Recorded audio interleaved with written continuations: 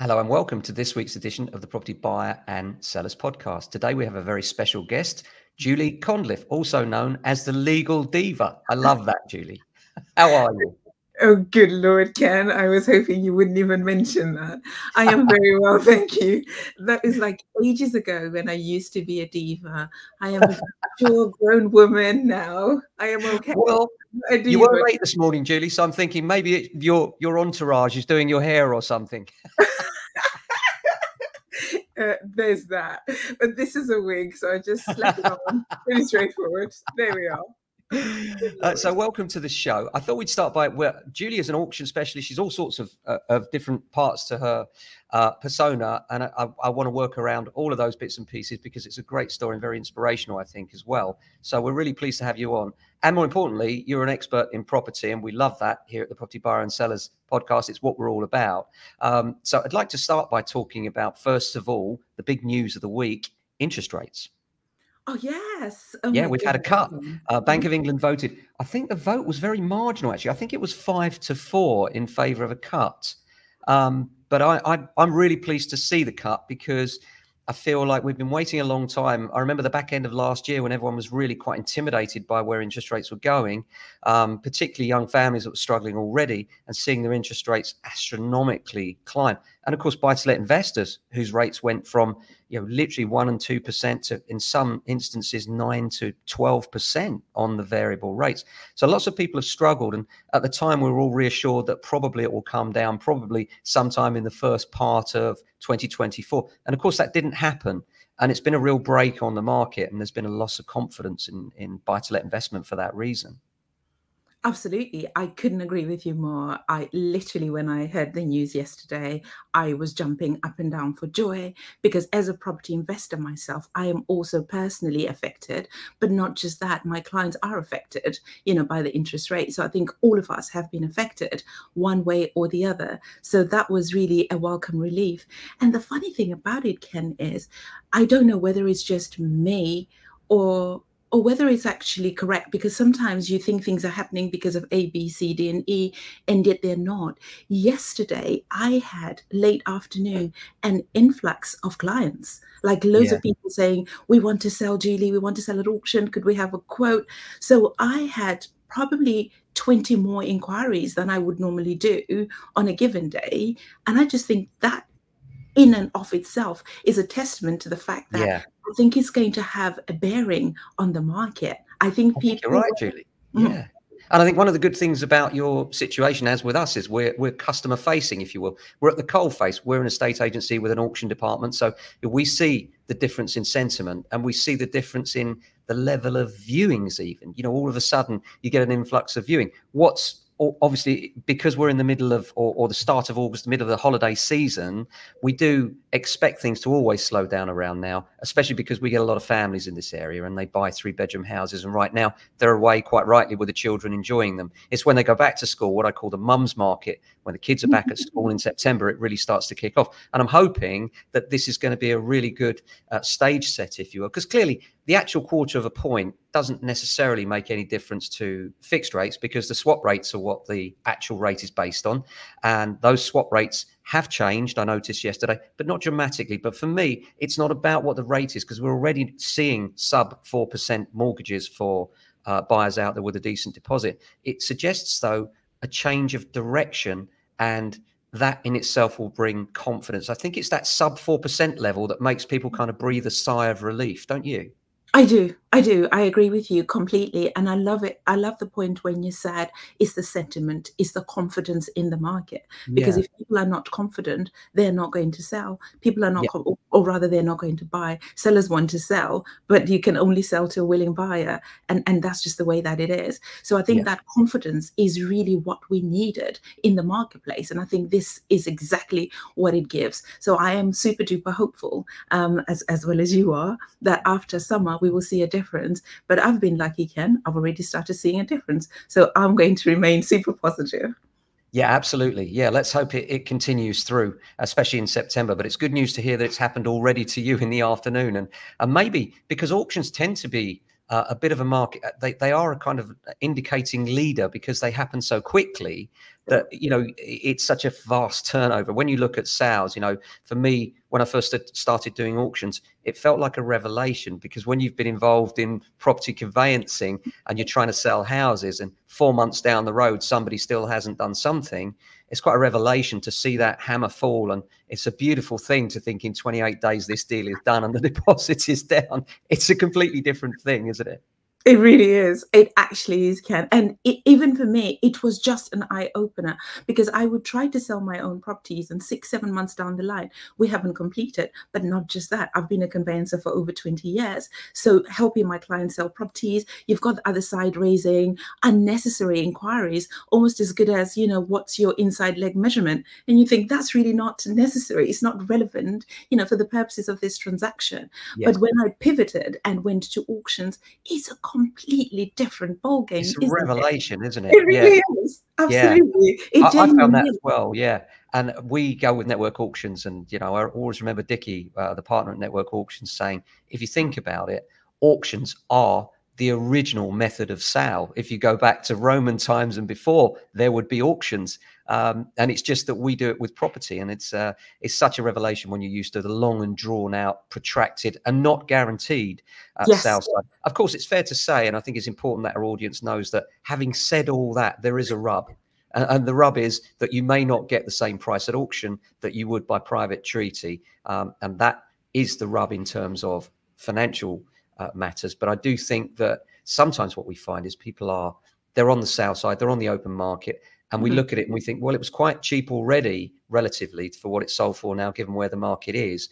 And the difference may be zero by the time, 3 months have gone by and the buyer pulls out. And then quite often, the great thing is we can pivot and say to that seller, actually, we can get this in the auction now, or we can get close to it. And we can certainly put the guide or reserve at those kind of numbers. And then, of course, it goes in a month and they're like, oh, wow, thanks. That's a little bit different from last time. So it's a great thing to be a part of. But I'd like to talk about your story, Julie, as an inner London area with lots of people that I think would be inspired by your story. Can you talk us through, because I understand that you immigrated from Zimbabwe and had a quite rough time when you came here. Yes, I did. And I would love to explore that. But I just wanted to say that I'm amazed that you work with network auctions. I love the boys, Toby, Richard, and all the rest of it. I think network auctions are incredible. I've got so much respect for them. So that's just Me that. too. Yeah, thank you. Thank you so much. So when it comes to my journey, I started off in Zimbabwe, like you rightfully said. I am the last born, dear child, born in a family of 8. So I was really spoiled, yes, by my brothers and sisters who still love and look after me even now. My father died when I was only 10 months old, and my mother had to raise all 8 of us, which was a struggle at the time for her, because we didn't have any access to any benefits or anything at all that people perhaps in this country could be able to get. So that was a challenge in itself. But we lived in a rural area called Bindura, and when Dad died, he was actually shot in the War of Liberation when we were called Rhodesia. So it was the war against, the British. So he was shot when he was driving a bus. Gosh. But yeah, so that was a tragedy. But after he was shot, I don't know why my father's relatives decided that my mum had a part in that, which is absurd, isn't it? Because my mum was just a village woman who was doing whatever she needed to do in the village. But never mind. So because of that, we were kicked out of the village. So my mum is grieving. She's lost her husband. She's got 8 children to look after. She's kicked out of the village. She is homeless, but it's not just her. So it's one thing being a widow. It's another thing being a single parent. It's a totally different thing being homeless. So all 3 of those with 8 children, not 2, not 3. But 8. It's extraordinary. Well, it really is, Ken. So that was a struggle for my mum and for us all. Obviously, I was little, so I really can't speak too much on that. But even as we discuss as family, as I learn my, history and all the rest of it, some of the stories that I'm told are just literally heart-wrenching. So the long and short of it is we moved to Harare, which is the capital of Zimbabwe. And then mum was lucky enough to find a job as a housemaid, which was great for her. She worked for this white family, and the lady was called, we referred to her as Auntie Maggie. She was such a beautiful, lovely, caring woman, which was incredible. So we lived in the Sevens Quarters. So it wasn't really like a house. It was like a house made of plastic and wood. So it was wood, and then it had plastic coverings on it, just to make sure that we didn't, the rain and stuff didn't affect us. So that really was my childhood. In terms of the poverty side of things, we we were poor with a capital P. I think that's the long and short of it. But we were happy though, Ken. We were just a very, very happy family regardless. We didn't have separate kind of like bedrooms. So we had like a bed sheet that mum would put just to cover the boys from the girls. And so it made life easier for her in a way, because she would tell us stories and it wouldn't matter which room she's in, because, we could all hear the bedtime stories. Of course. Because it was effectively the same room, wasn't it? So that's just that. And then fast forward, Auntie Maggie died. And then mum had been working for so many years, over 10 years, working for Auntie Maggie. And during that period of time, she had an arrangement where some of the money she was supposed to be paid would go towards purchasing the house that we lived in. House, obviously in speech marks, because it wasn't a real house, but you could focus on the land, so it had potential. So that's that. So she had like a bit of an option to purchase, lease option, but regrettably that wasn't in writing, Ken. So when Auntie Maggie died, we were kicked out. The children kicked us out. Like, well, your job is finished. Auntie Maggie was the person you're working for. She's no longer here. Wow. So you can disappear. Yeah, that was really painful. I was much, much older then, and I could just see the pain in my mother's eyes. I could just see the fear, my siblings and everybody else. What were we going to do again? Yeah. This homelessness number 2. So that was a very, very difficult time. But because I was a lot older that time, that's when I decided that I needed to understand this whole property game. I needed to understand how somebody could have power to make the next person homeless, how somebody could have so much power to take away something that somebody has worked for so many years, how somebody can have so much power to build. So this drove you on, basically. It inspired you to do what you do. 100%. It Wow. really did. So what I do, property investment wise, Ken, it comes from a position of pain. It comes from a position of passion. That's why I am super duper passionate about what I do. And that's why I excel in what I do, because what drives me is not what drives the next person. What drives me is not what drives the next practice.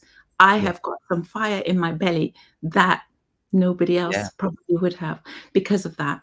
So fast forward, I then came to Great Britain.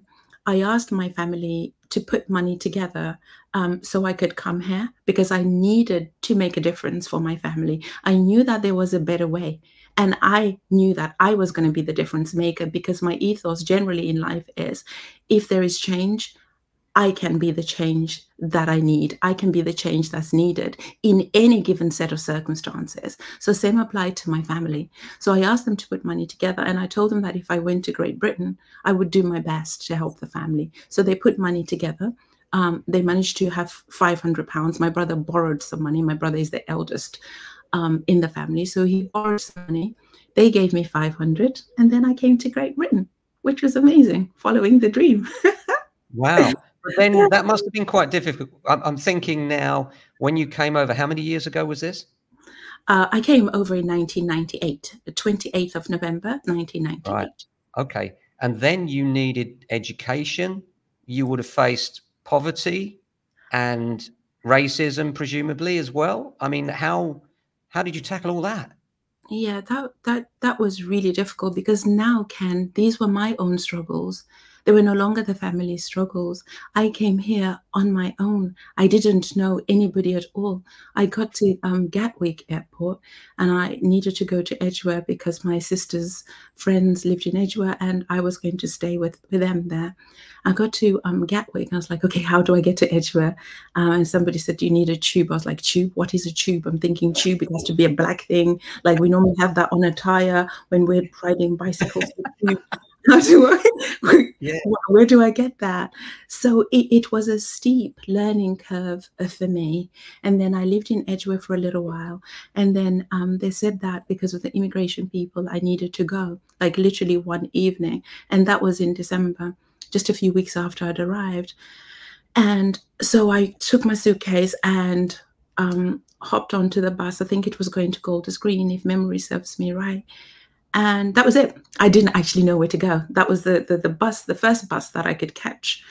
And that was it. So it was just me and my suitcase with nowhere to go.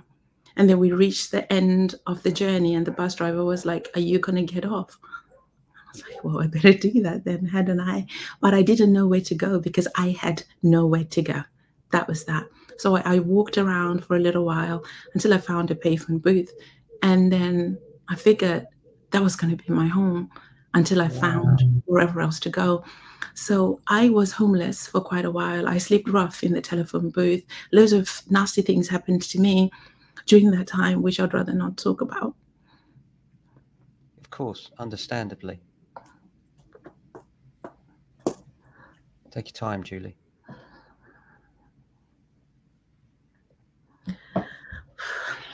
Anyway, yeah. Yeah, that's that. That's my story. That's amazing. Absolutely amazing. And yet then you managed to conquer against all that adversity. You come through that, end up a lawyer and a property investor, and probably one of the people that has a fairly unique perspective among investors of hardship for tenants.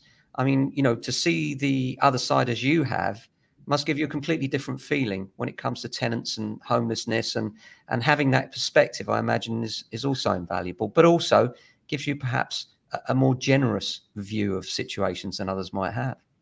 100%. To a fault, actually. Yes, I think it just gives me a more holistic approach, because I know how to be abased, I know how to abound, I know the gift of having plenty, and I also know, you know, the disadvantages of not having any. So I think that positions me very, very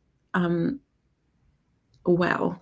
I was looking for a better word than well, because it's better than well. It just, I've got a privileged position where I can reach out and help, you know, people like me who probably are going through challenges. I can be that beacon of light. I can be that voice. You are. Thank you. You know, I appreciate you are. You're an inspiration, and many people that listen to this will find it so as well. So I'm so glad you came on, because when I heard your story, I thought, wow, that's really inspiring, that you've come from that poverty, abject poverty, and here you are, you know, an auction lawyer. You've written a book. You know, you really are a leader of the industry, and yet you come from such humble beginnings, and you're still such a humble person. So amazing, absolutely incredible. Well done, Yes. you. So fast forward now, you prepare auction packs, I presume, in your role as lawyer. Do you act both sides, Julie? Do you act for buyers and sellers on the auction side? And is it specifically and explicitly auctions, or do you also do residential conveyancing generally? Sure. Great. Really good question, there, Kat. So yes, I act for buyers, I act for sellers. So I help sellers prepare their legal pack before auction, and I can do that at the speed of lightning, because it's very, very important to make sure that the legal pack is prepared promptly, but not just that, that it's very, very thoroughly prepared, and it's got as much information as possible, because the reason why some buyers don't bid, or don't bid as high as they should, is because they've got questions. It's because they're missing information. Absolutely. It's because they don't have that much confidence. And some of the legal packs are super scanty, aren't they? They don't have as much information. So the legal packs that I prepare are RICS approved legal packs. But not just that, you know, I give as much information as I can to potential buyers, because because it's the right thing to do. But not just that, I'm also a buyer. I buy at auction. So I see things through the buyer's perspective. I see things through the seller's perspective because I also sell at auction. So yes, I do help buyers and I do help sellers. When it comes to buyers, Ken, I help buyers obviously deal with the post-auction conveyancing. You and I know that once the hammer falls, exchange has already taken place. So there's no turning back, unless if you want to be lumbered with damages. So that's that. What I also do is I help buyers before they bid at auction, because I think that's such a critical stage. Before you buy, what are you buying? Do you know what you're getting yourself into? Absolutely. So yeah. Too many people don't, in my experience. God, don't get me started. Literally, they actually don't. And I don't understand why. I don't understand why you wouldn't. We go on eBay to buy something for £50. We look at all the reviews. We want to make sure that it's okay. We go on Amazon. We read the reviews. You know, we're super thorough when we're going on holiday, even to, I don't know, £500 holiday to Ibiza. You look at the reviews. You want to make sure that, you know, the accommodation, the flights, everything is okay. But when you're buying a property that's worth 100,000, that's worth 500,000 or £1 million. Extraordinary. Yeah. It is extraordinary. And you're not reading the legal pack. You don't know what you're getting into until after exchange of contracts. So I really want to carry out the biggest of campaigns to get people educated on reading the legal pack, the importance of reading the legal pack, the significance of knowing exactly what you're getting into. We say that auctions have got hidden traps. We say you've got hidden costs. We say you've got hidden this, hidden that. Is it actually hidden? Or is it hidden in plain sight? Is it hidden because you haven't taken the It's available. time? It's It's available. I think it's a little bit like, maybe we should have a new acronym. You know, they say RTFM, read the flipping manual. Maybe we should have RTFL, read the flipping legals. Because too many people don't. And you know, I do find that some people, when they're buying auction, they're like, what do you mean I've got to pay 1% of the seller's costs and some towards the legals? And you're like, well, it says so. You know, just read it. So you're absolutely right. And it's interesting to see that you help them pre-legal. Just for the benefit of the podcast listeners, we're talking about these legal packs, and perhaps if you haven't been to an auction before, you wouldn't know. But one of the things that happens at auction that doesn't when you're buying a property is that all the information is provided in advance of the actual auction day, meaning that you've got everything there, or perhaps not everything, depending on the detail of the pack. And this is called a seller's pack, and this is what we're referring to now. A similar information is provided post-agreement in the private treaty market when you're buying through a typical agency. But in the case of auctions, we do have these packs, which are extremely useful. And one question I have for you, Julie, one thing, I mean, for me, why don't we do this on residential conveyancing? Just generally, why don't we just provide these packs in advance and have a similar system? It beggars belief that we can do this beautiful thing at auctions and it's so smooth and so quick, and yet the system in the UK doesn't allow us to do something similar. I mean, why? What's going on there? What are we thinking? Yes, what is going on there? And I'm sorry I interrupted you, because, oh my God, how passionate am I about this? I can't even speak. But the reality of it is our system is just fundamentally flawed, is it not? We know that conveyancing takes forever and a day in Great Britain. Do we have a potential solution? Yes, we do. Could we not just adopt, you know, the auction process? Of course we could. We're doing it every day. Yeah. We're doing it every day. And it doesn't need to take, you know, the longest of times. But I think the problem that we've got is the whole bureaucracy. We've got to do this, and then we've got to need to having all these useless meetings. Do you remember the days when we used to have the HIP and all the rest of it, home information packs? Information pack. Yes, I do. Literally, we used to have that, and then that changed, and then we're trying to do something else. So we try to do too much. We try to do too much. The solution is right there in front of us. The auction system is working. So copy and paste that into residential conveyancing, and it's going to work. Because it's not rocket science, is it, though? This is what I don't understand. It's like, why is nobody looking at this and saying, hey, we can make this work better? Now, I do accept that in certain situations with chains and things, there may be holdups, but just by presenting the legals in advance would make such a huge difference, wouldn't it? 100%. It really genuinely would. And yeah, it would expedite the process. And you and I know that the reason why we or people prefer auctions, I do, is because of the speed and the certainty. So Yeah, why can't we bring the speed and the certainty to residential conveyancing? We yeah, can do that. We yeah, genuinely can. yeah, So why absolutely, are we not 100%. doing it? Yeah. Yes. Now, talking about speed and certainty, that's the beauty of the auction. Now we're going to talk about the ugly side, because we've got to bring it in.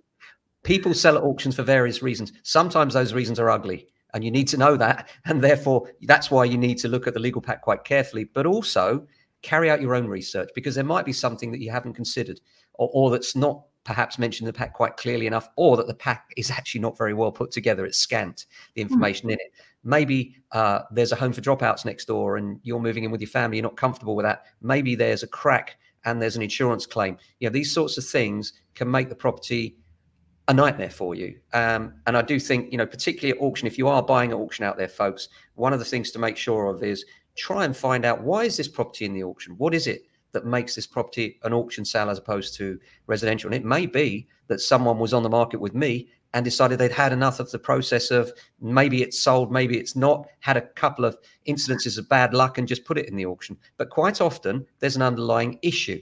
And that issue could be a number of things, couldn't it, Julie? I'm sure you found many people caught out by various things post the auction when they're thinking, oh my gosh, what have I done? Yes, absolutely. I couldn't agree with you more. Can you give us an example of the worst story of that you've come across? What story? I think because I have so many stories, it's hard for me to weigh them. And There's so many nightmares. yes, so many nightmares. And the thing about it is, once people realize that they are in this unenviable set of circumstances, they want to pull out. But at the time, it is actually too late. That's the disadvantage.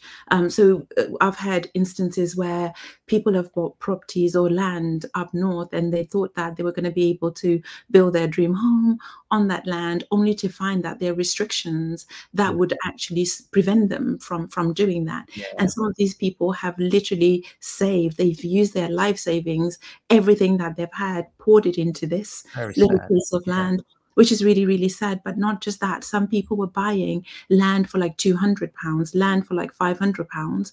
And then just before completion, we send them a completion statement and they realize that they have to pay over £10,000, £15,000 in costs. You know, because this is what the legal pack says and they haven't read it.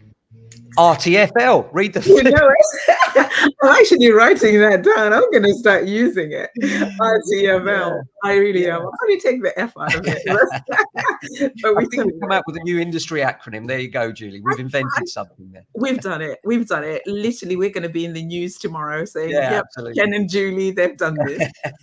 so this is brilliant. So Ken, I think that the real fundamentals are costs. Yes. So people find out about costs after it's too late, figures that they haven't actually budgeted for. So all of a sudden they don't have enough money to complete and they want to get out of the deal. Now, getting out of an auction deal is very, very difficult because you've exchanged contracts. You are in a legally binding agreement. So if you want to get out, that means you'll be breaching the contract. And if you breach a contract, the usual civil remedies will apply. So you would have a duty to put back the vendor in a position you would have been in if you had not breached the contract. Yes. And, and that could be more than the deposit, couldn't it, Julie? 100%, Ken. It could actually be way much more than the deposit, which is unfortunate. So, yeah, and sometimes the people who sell can be traders, and traders are very, very interesting people because if you breach the contract, and it's not every trader, but most traders in my experience. So if you breach the contracts, it can be ruthless. They can be super ruthless, but we also have to see things from their perspective. This is their business. This is what they do. They sell properties really, really quickly. So, and they have to make a profit. and they have to make that profit quickly. So let's just say hypothetically you're buying from a trader, and a trader is selling the house for 100,000. You can't complete. You've paid a deposit of £10,000 on it, and then they sell the property again for 80,000. You would have to pay the difference between the 100,000 they were getting and the 80,000 they've sold. So that's 20,000. But not just that, you also need to pay their fees for the previous sale, this sale, and any other losses that are directly attributable to your conduct, to your breach. So that's not very attractive. So that's the costs element. But you also have matters that you alluded to. Sometimes the property is falling apart like a $2 suitcase. You've got structural issues that perhaps you didn't pick up on. And then the property is unmortgageable, because sometimes you need a mortgage to complete. Sometimes you need bridging finance to complete. Some bridges won't lend on a property that's got Japanese knotweed. Some bridges won't lend on a property that doesn't have, a bathroom, or loads of other different things, structurally unsound properties. So it could be a whole host of different things. And I get that almost literally every month. I have a bundle, a bunch of people who are saying, Julie, please get me out of this. I'm thinking, I'll do my best, but we've already exchanged. So it's very, very difficult. On that topic, Julie, can we move on to leases? Because obviously you all have seen a lot of short lease properties. And, people think, oh, they're just bad, keep away from them. But personally, I feel you've got to understand them, and you've got to know that there could be a premium to extend. But in certain circumstances, it can actually be beneficial to the buyer. An example is that we sold a short lease flat recently, and it was to an elderly gent, and that gentleman had no surviving relatives. So for him, a flat with a 40-year lease, unless he finds a secret of eternal life, is the best thing he possibly could have bought to stay in London, because it's all the money he had. So it's not necessarily a bad thing, but I think people do need to be aware that lease premiums can be a huge issue. 100%, you're right. So buying a short lease property could be a strategy. You've got people out there who actually do that. That's all they do. Short lease people. They just, well, short lease people. That sounded so wrong. And sounds like a personality trait, that, Julie. Oh my God.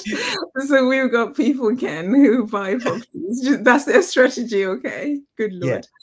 So that is their strategy, and it works well for them because they understand the whole enfranchisement process. And there are risks in terms of, the premiums and all the rest of it. But sometimes you think no risk, no reward.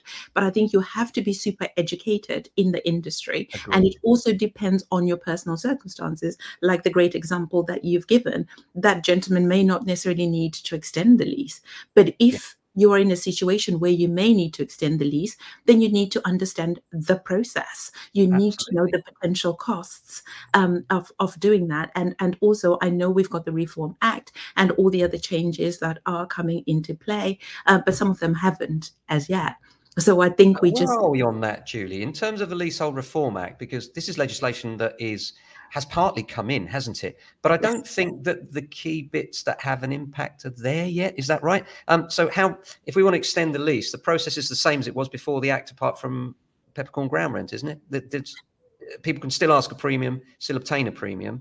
And the process is the same. Am I right in thinking that? You are right. The process is the same at the moment, but it's obviously going to change because of the Act. So the Act received royal assent, which is brilliant. And we've got it now since the 24th of May, I believe. So, but what's happening now is we've got other regulatory instruments that need to come into force to be able to support the big idea. So we've got this big idea that A, B, C, D, and E is going to happen, but we need the mechanisms. How exactly is it going to be done? And specifically, what exactly is going to be done? So we know that the global intention is to make life so much easier, for the lessees. This whole 90-year lease, you now get 990. All those amazing changes that, scrapping of the marriage value and things like that. And all those are really great ideas. I'm actually all for that. I support that completely because I've got leasehold properties that I'm actually really struggling with at the moment. So I'm thinking, please, please, please bring it all in really, really quick. Let's get this done. But we're not quite there yet. We will be there really, well, I say really soon, I lie. I don't know. Well, I'm hopeful that it will be really, really soon. But we're not quite there yet. The spirit of the act is incredible. I really respect that. But I think there's also this less haste, more speed when it came to the implementation of the actual act, because it was put like it was a tick list, didn't it? It felt like, we'll bring this in, but there's no detail around it. There's no meat on the bone. Let's just bring in the act so we can say we've got the act. And no doubt it does protect some people. I think new houses and these leases with doubling 10-year grant, I mean, that was just the biggest rip-off I've ever seen. I mean, unbelievable that developers could do that, but it goes to show how ruthless companies can be.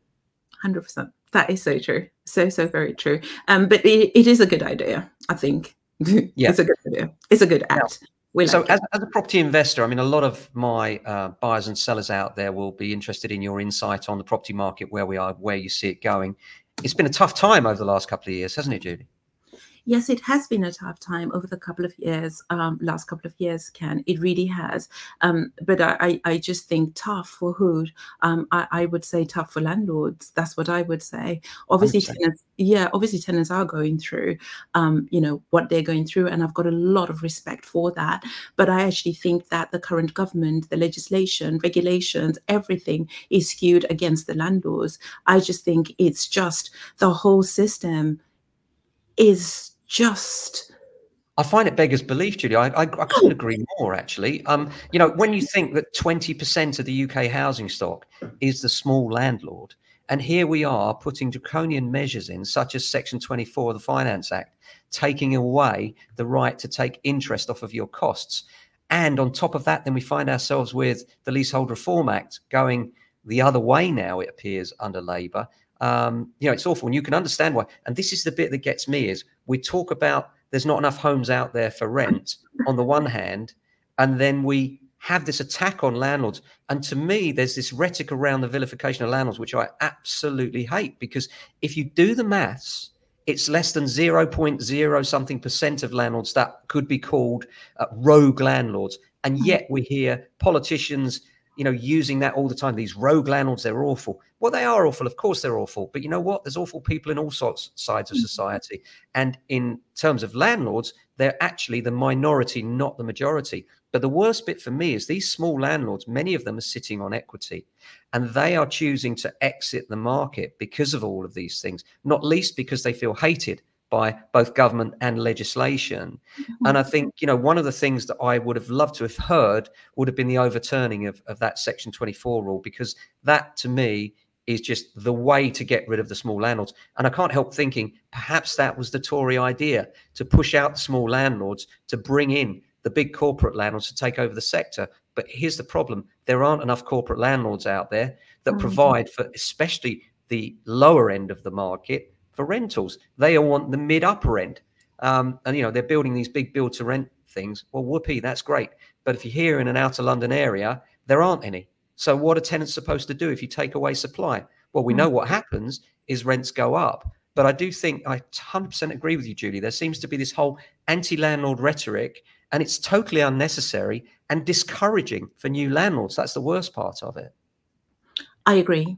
And I just think that, like you rightfully said, the whole system is against, landlords. There is enough food to go around. The big landlords can have whatever they want, but there's also space for us. The smaller portfolio landlords, we want to help. We got into this to provide, housing.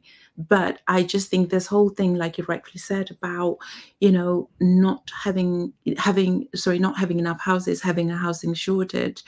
I just think they created this. The government created this itself by pushing us out. And also, I think that the government needs to learn that you genuinely do not bite the hand that feeds you. We are the landlords who are providing accommodation to these people. So they also need to give us something, throw us a bone. We are trying everything that we possibly can. Throw us a bone, I agree. Absolutely. It's not going to happen, though, is it, Julie? It's not going to happen under Labour, that's for sure. Now, what worries me, and I'm sure you've thought about this too, is Renters Reform Act. It was all there. Wasn't too bad, actually, in my view, before it got taken out by the snap election. So now we've got a new version of the Renters Reform Act. I think Labour said they would immediately abolish Section 21. And of course, we all knew that was rhetoric, because no one can immediately abolish anything. And they're trying now to get all the legislation in place. But I wonder whether this legislation will be more draconian. And one of the things they've talked about is a housing ombudsman. Now, why do I think this person will have all the powers except the power to evict? Meaning that landlords will not have, that ombudsman will be there to protect the tenant and have no real power or purpose when it comes to evicting the tenants. Why do I talk about evicting tenants? Because I believe that Section 21, it's a misnomer. The idea that landlords want to evict tenants, why would they want to do that? There's no reason why they would want to evict tenants if those tenants are looking after the place and paying their rent. Quite often, it's used as a discretionary measure where tenants have antisocial behavior, and therefore, there's no mandatory ground we can use. So we use a Section 21. Rent's irregular, but perhaps not behind enough, those sorts of things. That's why Section 21 is used. And they're talking about replacing it with other grounds, which are almost the same as the grounds under Section 21 anyway. So for me, the whole thing is the government looking for a soundbite to say, there you are, tenants. They're throwing the tenants a bone. Why are they throwing the tenants a bone, not the landlords? There are more tenants than landlords, more votes. Let's show them how we're helping them. But I don't think tenants, well, I think some tenants do have a perspective. And I think hearing from someone like yourself, who has been at the sharp end of poverty, saying that is quite good to hear, because I think you have perspective from how it is at the lower end and the higher end. Absolutely. Yes, I do.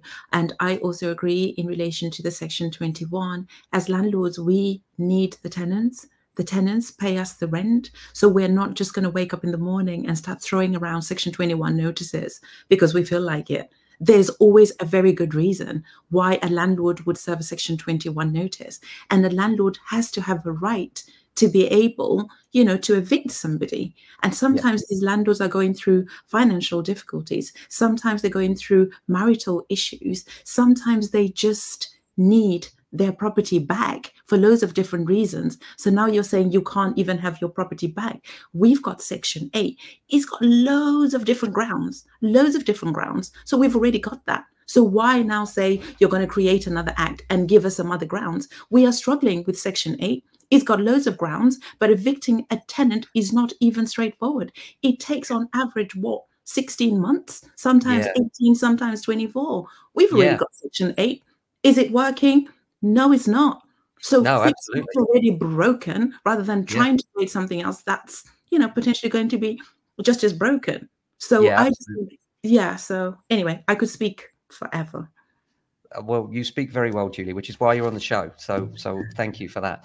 But I think, it's an interesting perspective. Going forward, though, I always think that where there's difficulty, there's always an opportunity. And of course, the great thing about property is, and especially rents, they tend to keep pace with inflation plus, because as supply dwindles, as it will with a lack of confidence in the market and an ever increasing demand, especially in the urban areas, there is an opportunity there still. And so I personally still feel that although probably buyers should consider more looking at buying through a limited company to allow the offset of interest than they used to, although this is not financial advice, seek IFA advice, your home might be at risk. I do think that we're seeing a great influx of people using the limited company method so that they can offset the interest payments, which makes perfect sense and also has IHT and CGT benefits as well. But I do think if you look at how the Act was under the Renters Reform Bill, there was talk about court reform. It's not going to happen, is it, Julie? Let's be honest. Court reform is going to stay the same problem. A lot of people are going to panic when the Renters Reform Act comes in, and we're going to see big delays. There's no question in my mind about that, which is very frustrating for what should be a thriving rental sector. And it's wood for the trees, isn't it? Politicians that just don't see the wood for the trees on this one. That said, what about the market generally? What do you think in terms of if you're a young person aspiring to get onto the market, what would your advice be to them right now? It would just be, there's never going to be a perfect time to start your investment journey. So start now, start where you are with what you've got. Even if you've got very little, just get started. That's what I would say. Obviously, Ken and I have spent time talking about the positives and the negatives of the property space, but we're both in property. Ken is doing great with what he's doing. I'm also doing great. So why can't you? So wherever you are, yeah, get started. Don't let, you know, the wind and everything else that's going outside affect you. Just set your sails in whatever direction you want to go on. Be super focused, be educated, whatever industry or whatever strategy you want to do, short leases like we discussed, or whatever auction, whatever you want to do, get as much knowledge as you can and get started. Yeah, that's great advice, Julie. Love that. That's inspirational as ever from you. And I do think I agree entirely. I think one of the things that people often ask me, you know, what's the secret? How do you do all this property investment? How do you get into it? You know, and I always say the same thing. There is no secret. Property is the long game. It's not the short game. Forget these quick wins and these, you know, take my course and all of a sudden you'll be a gazillionaire. Forget all that. Take some sensible advice, get on as early as you can, and time will win. You know, I don't know anyone that's regretted buying property in the longer term. In the short term, maybe, but in the longer term, it always wins. So I couldn't agree more, Julie. My advice is don't look at what the property market is doing. Look at what your personal situation is doing. And if you're in a position to invest and buy, and in the medium to long term, you definitely won't regret it. Agreed.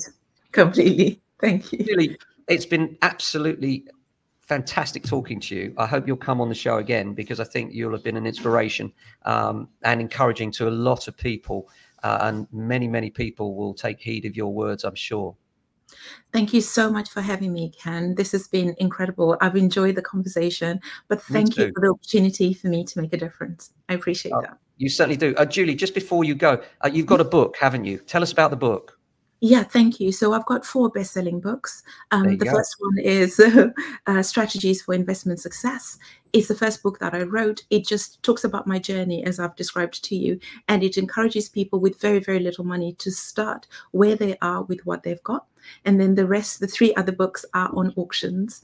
So how to buy it at auction successfully, how to sell at auction, and understanding the legal pack.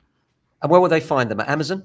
Amazon, yes. Thank you so very much, Ken. Lovely, Julie. Thank you so much. And thanks for coming on the show. I hope we can have you back for some more market comment. Thanks very much for your time today, Julie. It's a pleasure. I'd love to come back. Thank you, Ken. All the best.